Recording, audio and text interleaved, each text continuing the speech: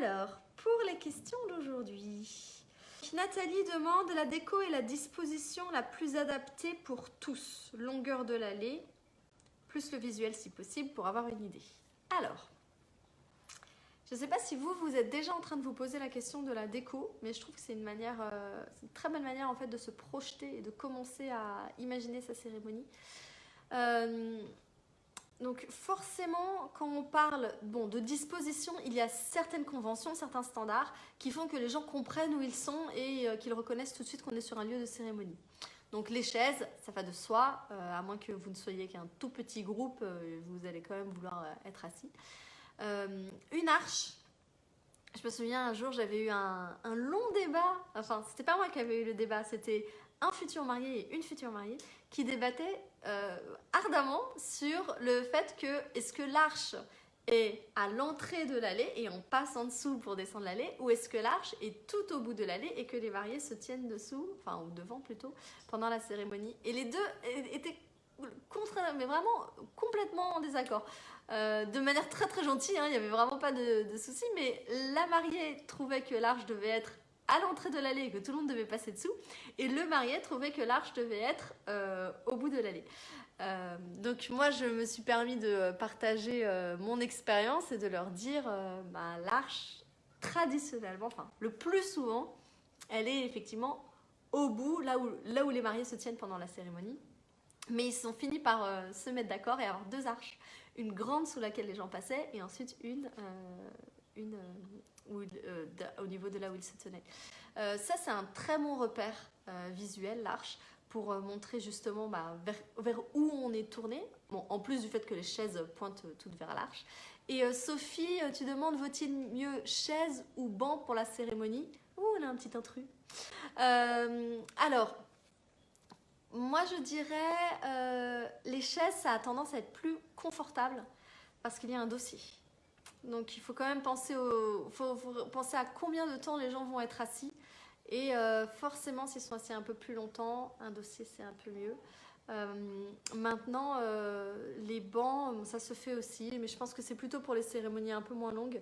Il y a aussi un style botte de foin que vous avez probablement vu dans des mariages champêtres. Et donc on met des tissus dessus, mais alors pas trop fins les tissus parce que le foin ça pique. Mais voilà, moi je pense que chaise c'est quand même ce qu'il y a de plus confortable. Ça permet en plus d'accrocher des décos en bout de chaise, même si c'est pas essentiel. Parce que la déco peut aussi être mise le long de l'allée ou sur l'allée. Enfin, il y a plein de manières de décorer son allée. D'ailleurs, ça fait un peu partie de la question de Nathalie. Qu'est-ce qu'on met dans la déco? Donc, j'ai dit qu'il y a l'arche, il y a les chaises, l'allée, le fait de bien tracer l'allée. Et attention, un point important. Une allée de cérémonie est large. Elle est plus large qu'une allée dans une salle de spectacle. On peut passer juste un petit peu se coller et puis après se glisser à une place. C'est pas un passage, c'est vraiment, il faut penser à imaginer la mariée avec la robe la plus large possible parce que personne ne connaît sa robe et au bras de son père qui est peut-être lui aussi large. Là je suis dans les conventions, les traditions les plus classiques, on n'est pas obligé absolument de faire comme ça. Mais en tout cas, il faut vraiment que l'allée soit assez large quand même. Les gens rentrent souvent à deux et il ne faut pas qu'ils soient en train de... voilà, il faut qu'il y ait le passage. Donc ça, c'est un point important. Oui, je t'en prie, Sophie. Et donc, la déco, la disposition, on en a parlé. Donc le placement, il y a eu des mariés qui ont décidé de mettre les chaises en cercle. J'ai même vu des cérémonies entièrement en cercle, tout autour des mariés.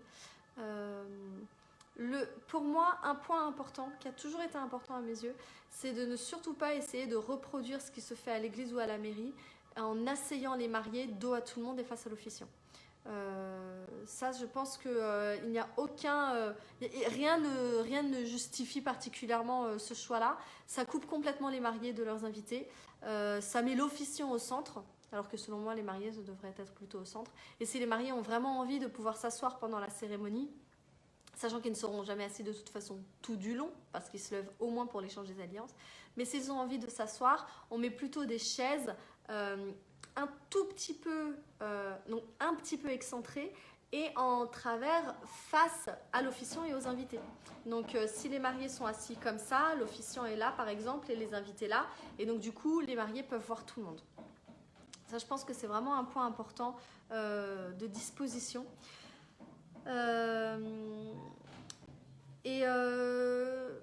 Qu'est-ce qu'il y a d'autre à penser à l'installation? Donc quand on installe le lieu de la cérémonie, ah oui, Nathalie, la longueur de l'allée. Alors, bon, déjà ça dépend de la place que vous avez. Est-ce que c'est une très grande... Est-ce que c'est en extérieur par exemple? Est-ce que vous avez énormément de place? Je pense qu'une allée devrait faire au moins, même s'il y a un tapis, même si le tapis doit dépasser les chaises, moi je dirais qu'une allée devrait faire au moins 8 mètres, peut-être même 10. Il faut avoir quand même la place de faire son entrée. Le meilleur moyen, ça reste quand même d'être sur le lieu de la cérémonie et s'imaginer, dire les mariés se tiendront là, les chaises commenceront là, elles finiront là, ou alors si on ne sait pas exactement où finiront les chaises, on a envie que notre allée fasse cette longueur-là, quitte à ce qu'elle commence un peu avant les dernières chaises. Et là, de faire des pas, de mesurer, voilà. Mais je pense que voilà, une allée doit quand même faire une longueur suffisante pour pouvoir faire son entrée. Parce que l'entrée, c'est quand même un point de repère à la cérémonie. Le fait qu'il y ait une entrée des mariés, voilà, c'est pour le coup, on est dans les conventions que tout le monde reconnaît et qui en plus, c'est un moment émotionnel assez fort. Il faut réussir à le faire durer. Il ne faut pas voilà, que l'entrée, ce soit juste... ouais. Par exemple, bon, il y a des salles de mairie qui sont un petit peu petites. L'entrée se fait en quelques pas. Je trouve qu'on rate un peu quelque chose. Donc voilà, mais je t'en prie Nathalie, avec plaisir. Donc ça c'est pour la longueur de l'allée. Et ensuite, donc quand on installe le lieu de la cérémonie, il faut penser à tout ce qu'on va devoir mettre sur place.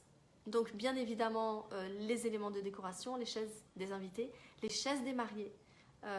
On n'y pense pas toujours. Et est-ce qu'on a envie que ces chaises soient différentes et est-ce qu'on a envie qu'elles soient décorées? Il faut penser à ce genre de choses. Ensuite, donc, il y a toute la partie sono qui, selon moi, doit vraiment être déléguée au DJ. C'est quelqu'un qui a besoin d'arriver au moins 1 heure avant. Donc, si vous enchaînez mairie et cérémonie, c'est pendant la mairie qu'il installe. Donc, vraiment, ça vaut le coup de le confier à quelqu'un qui n'a pas besoin d'être présent à la mairie. C'est de l'installation, c'est du test. Il faut tester les musiques. Moi, ça m'est déjà arrivé une fois d'arriver à un mariage où les mariés avaient confié la sono de la cérémonie à une amie qui a installé la sono et a ramené son téléphone portable en me disant voilà, les musiques sont là-dessus. Et en fait, la sono ne communiquait pas avec les téléphones portables. Il fallait que ce soit sur une clé USB. Donc il a fallu en dernière seconde transmettre ce qui était sur son téléphone sur une clé. Non, d'ailleurs c'était même pas possible, j'ai dû aller télécharger les musiques pour les mettre sur une clé, pour les passer pour que ce puisse être branché. Donc voilà, c'était pas évident. Alors Sophie, peut-on remplacer un tapis par des pétales de fleurs? Oui. Il y a d'ailleurs 2 manières de le faire. Le tapis, ça se fait pas systématiquement, c'est pas le plus courant. Surtout quand on est en extérieur. Donc soit vous mettez, vous recouvrez vraiment toute l'allée de pétales de fleurs, ce qui présente quelques inconvénients. Le premier, c'est que les pétales vont être piétinés par les invités, à moins de bloquer l'allée, dire aux invités vous vous installez par les côtés, c'est possible aussi, mais on ne sait jamais. Elles peuvent être un peu, elles peuvent être un peu abîmées. Et un autre inconvénient, c'est que il va vous falloir des sacs et des sacs et des sacs de pétales de fleurs pour couvrir toute une allée. Ce que vous pouvez faire en alternative, c'est mettre des fleurs le long de chaque côté de l'allée. Vous tracez en fait les bords de l'allée avec beaucoup de fleurs, avec beaucoup de pétales. Ça marche assez bien aussi. Ça vous permet de tracer votre allée. J'ai vu d'autres manières de dessiner l'allée. Il y a des personnes qui mettent clairement des décorations en bout de chaise. Ça peut être donc des pétales, mais ça peut aussi être des lanternes, ça peut être des piquets, ça peut être... voilà, il y a plein de choses qui peuvent être mises pour dessiner l'allée. Et sinon, j'ai vu... Ah, il y avait même des personnes, je me souviens, des mariés. Ils avaient fabriqué eux-mêmes des tulipes artificielles qu'ils avaient plantées tout le long de l'allée. C'était super joli. Avec juste du papier de soie, il me semble, et puis des tiges en fer. Et sinon, donc j'ai aussi vu le même type de choses avec des mini moulins à vent. Sinon, autre chose, c'est utiliser un spray pour dessiner des motifs sur le sol. Donc ça faisait un effet aussi assez sympa. Je pense que j'ai fait à peu près les tours des manières de décorer l'allée. Mais il y en a quand même, enfin vraiment les possibilités sont illimitées. Il y a vraiment beaucoup de choses que vous pouvez faire. Et donc pour reprendre là où j'en étais, ce qu'il faut penser à installer aussi avant le début de la cérémonie, c'est les programmes s'il y en a placés sur les chaises.